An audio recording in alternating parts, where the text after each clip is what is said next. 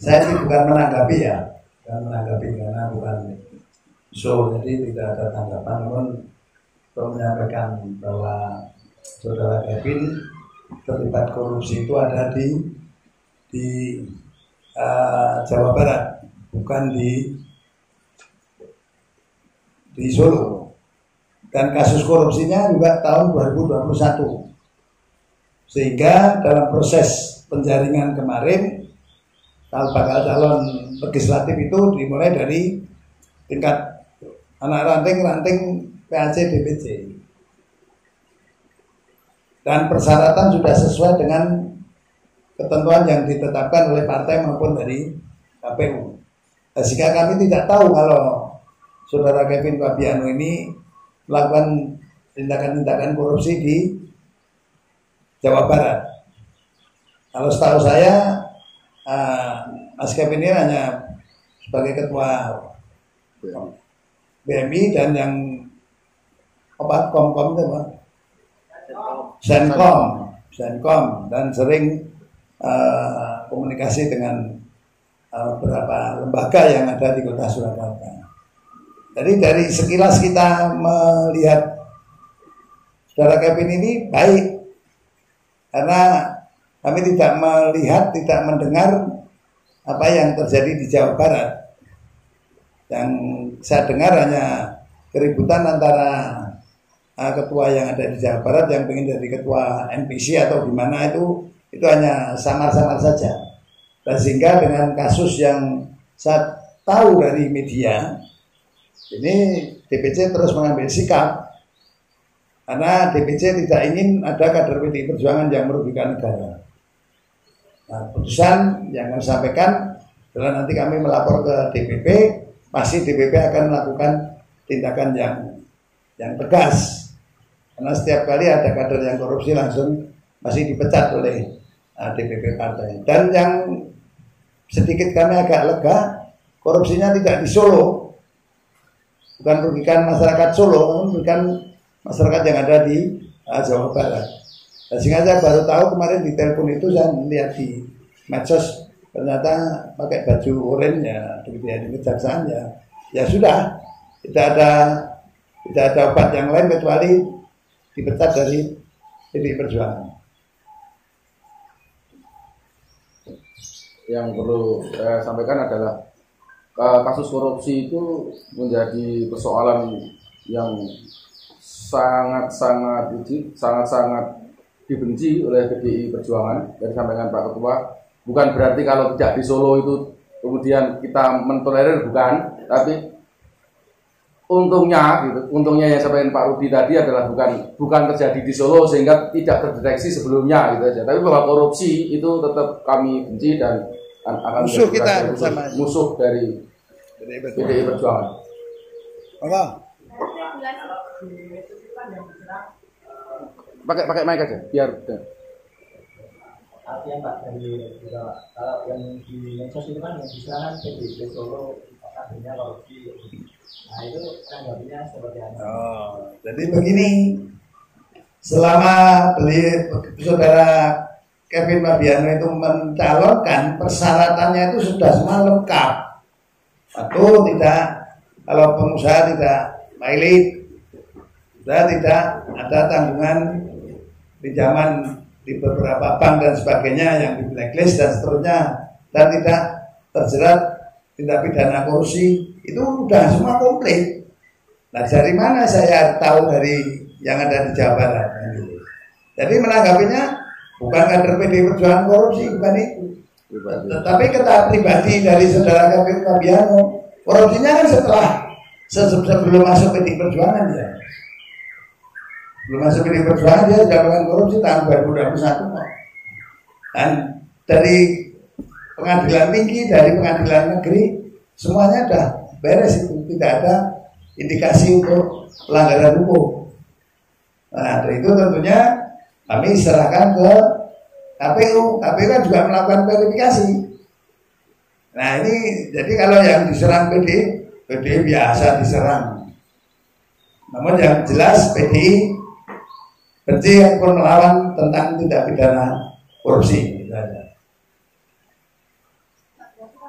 kalkulasi pemecatan tadi mekanismenya mekanismenya saya melaporkan kepada DPP partai, yang punya hak untuk memecat adalah DPP partai. Karena keanggotaan itu yang menentukan adalah DPP partai. Nanti ini hari saya buat surat kirim ke DPP. DPP nanti pasti akan menurunkan surat pemecatan dan perintah tentang PAW, mestinya begitu. PAW ya kita daftar calon yang kemarin dari Dapil 4, nanti kita kirim ke sana. Silakan DPP yang menentukan. Dapil 3. Masuk tahun berapa Pak? Dari kader mengantongi KTA itu Tahun 2022 kan nggak salah. dengan adanya kasus seperti ini mungkin kasus yang masuk akan ada seleksi. Oh iya, sebetulnya seleksi itu sudah dari bawah.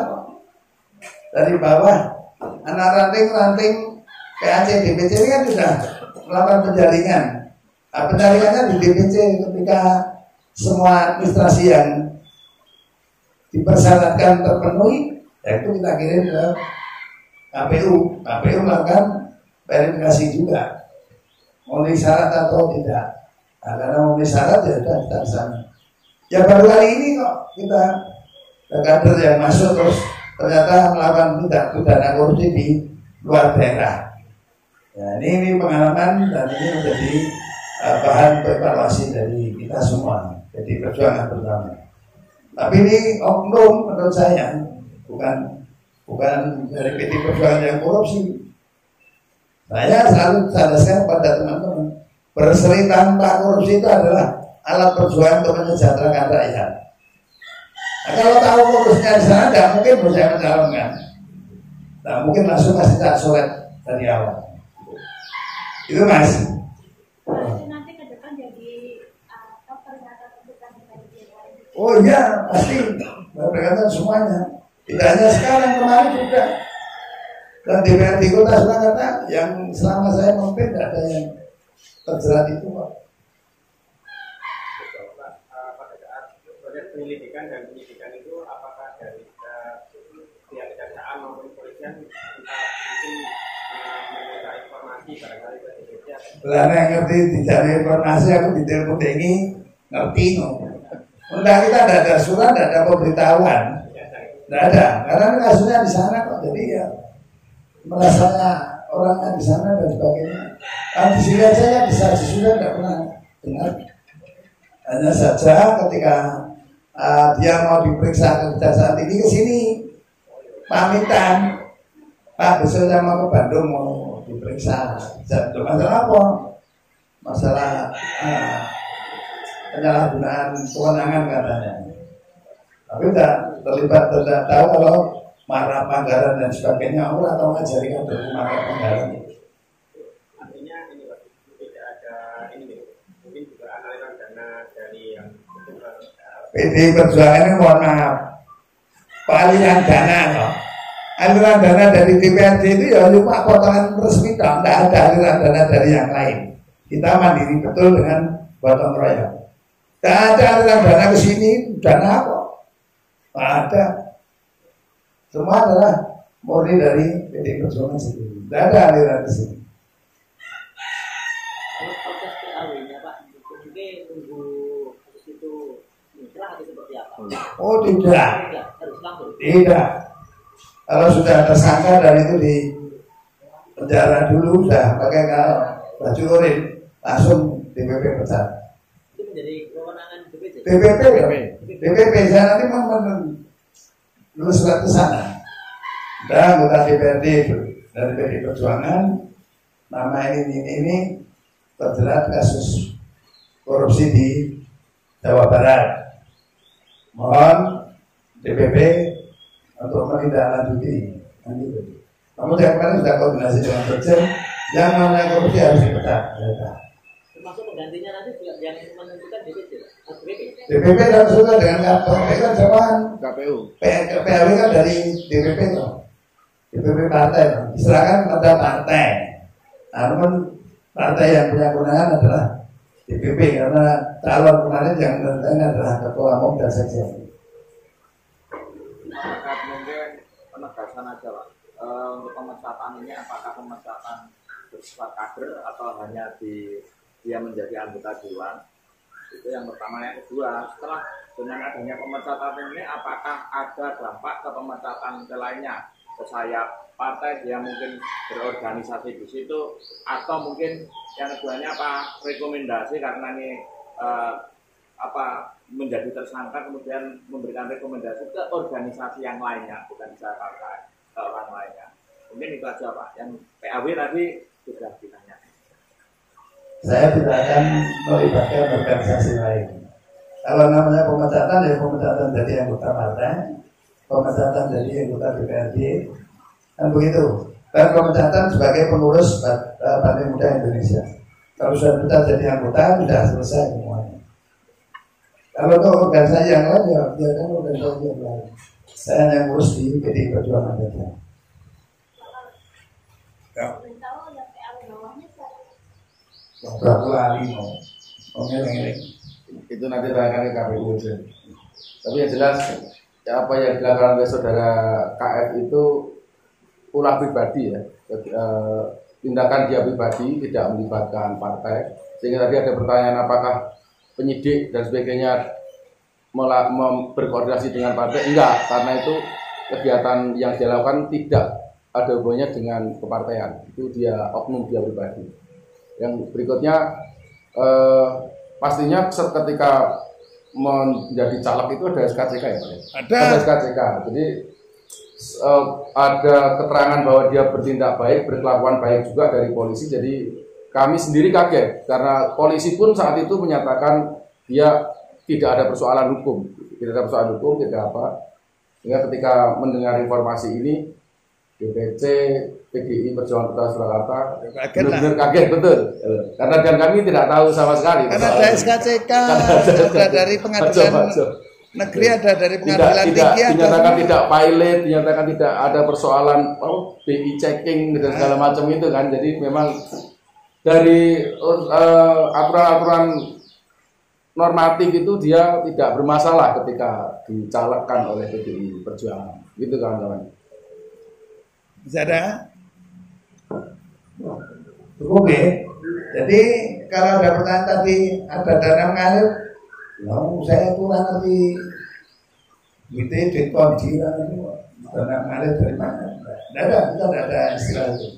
Namun yang paling penting adalah bahwa semua persyaratan yang telah kami terima, kami verifikasi itu semua ada. CS, KCK ada.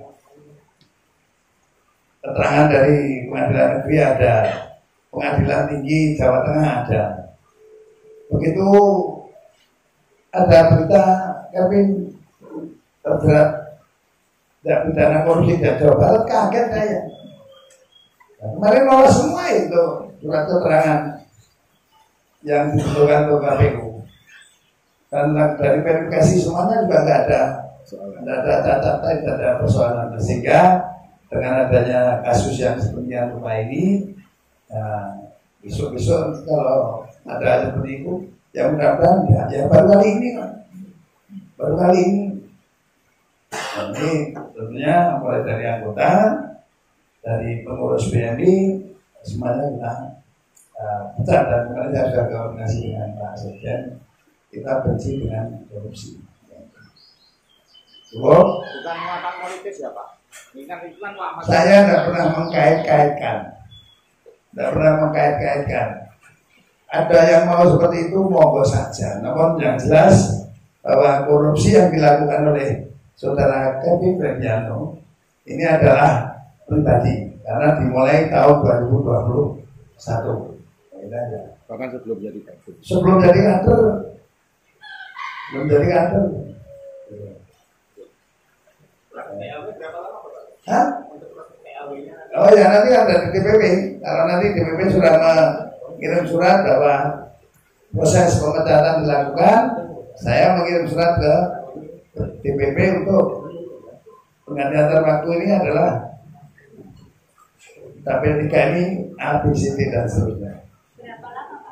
Wah, nah itu kan tidak tahu. Pertimbangannya nanti di DPP itu pertimbangannya. DPP itu nanti soal pemecatan yang bersangkutan dari keanggotaan itu sepenuhnya menjadi kewenangan DPP. Tapi setelah dia sudah tidak menjadi kader karena diberhentikan keanggotaannya, maka dia sudah tidak bisa mewakili partai lagi. Dengan demikian maka DPC bisa mengirim surat ke KPU bahwa orang ini bukan lagi kader dan bisa diambil. Begitu. Iya. Siap. Ini mengganggu proses atau pemenangan tidak untuk pilkada. Nah, Bapak ya. Kasus Kevin ini tidak akan mengganggu proses pilkada. Rakyat sudah tahu kok. Mereka melakukan hal itu mulai tahun 2021 menjadi kader tahun 2022. Sehingga kalau ada yang memintir-mintir dan sebagainya, bagi saya tidak ada persoalan. Posisi dia juga nggak strategis di dan dia juga tidak ada di posisi strategis pemenangan. Tidak ada kaitannya. Tidak ada. Masih ada? Oh.